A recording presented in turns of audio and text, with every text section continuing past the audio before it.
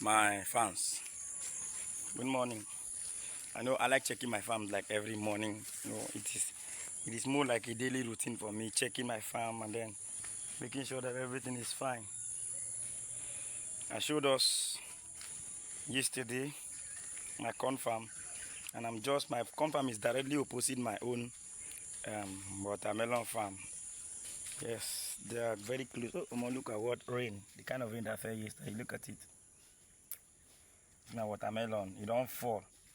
Very soon, it's gonna start crawling. Stop playing. No understand. So that is it. Okay. Look at another one here. The rain. So many. How much, sir? Yes, sir. People are working my farm. They are clearing that my bush, which I'm going to be showing you guys again. So it is important, you as a farmer, to always cross-check your farm. It is very, very important to always be looking out for your crops, for your plant, because most times if you don't really go out to go and check it, just like I used to say, the advantages of having a farm very close to your house is the chances of your stuffs, of your plants, of your crops being in danger is very little. You know, understand? You can see. So Narino, see. So the chances of them being in danger is very little. You know, understand? Because the chances are you will come to your farm, you will see, you will check.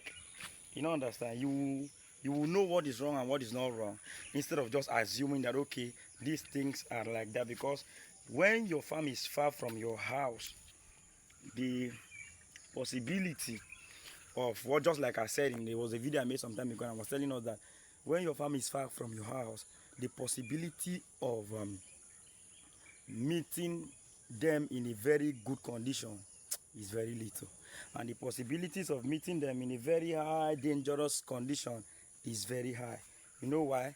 Because when your farm is far from your house, people tend to enter and steal. Very, very important. You need to know that people enter your farm, they can steal, things can be stolen, then things can be destroyed. You know, understand? Most times people will just put fire mistakenly. Fire will just enter your farm and then consumes everything. So you see, this is my watermelon farm behind me. You see, but the grass are coming, and then you see all the way up here. You see, so the grass is disturbing because of this rain. See, and this side is my corn farm. You see, and then here like this is where my watermelon farm starts. From here, no, from here to this other way, down that way. You see, that is where my watermelon farm is. So if you have watched this video to this extent, that simply means you're finding my videos informative, educational, above all, what engaging.